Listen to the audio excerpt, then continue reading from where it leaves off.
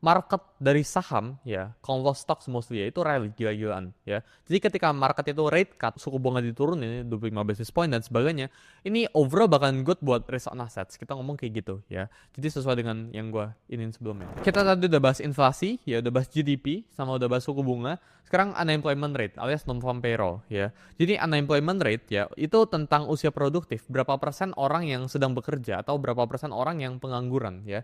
Di saat baik orang bekerja, alias unemployment rate ini rendah sekali, ya, unemployment kan orang yang tidak bekerja gitu ya, atau employment rate itu tinggi sekali.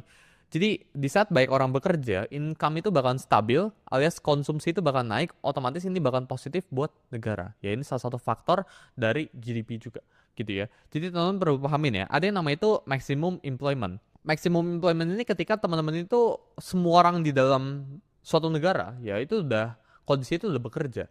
Dan apakah ini ideal? Jawabannya ini enggak. Jadi teman-teman itu harus pahamin ya. Dari tadi ya yang kita bahas itu semuanya itu tentang equilibrium. Semua itu tentang pas ya. Jadi nggak boleh kelebihan, nggak boleh kekurangan juga. Karena ketika kelebihan ya atau ketika berkekurangan ini nggak baik buat ekonomi ya. Jadi kalau berlebihan ini bakalan nimbulin inflasi yang berlebihan, marketnya bakalan crash. Tapi kalau berkekurangan, marketnya juga bakalan crash, marketnya bakalan kering banget gitu ya. Jadi kita harus paham ya di makroekonomi ini tentang keseimbangan. Everything is about balance gitu ya. Dan kita harus cari di mana titiknya di saat nggak balance, di situ kita bisa profit. Di saat marketnya itu kita ngomong lagi, ini gue ngambil contoh sini ya.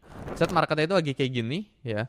Di saat lagi di atas sini, waktunya buat kita jualan ya. Tapi di saat di bawah sini, waktunya kita buat beli. Ya, kita mencari titik yang nggak seimbang. Itu makroekonomi. Gitu. Ekonomi ya, kita ngomongnya itu ada fase ya. Jadi kalau kita gambarin chartnya kayak gini kurang lebih. Gitu ya. Jadi ini gue tarikin garisnya kayak gini ya. Jadi yang phase pertama sebelah sini.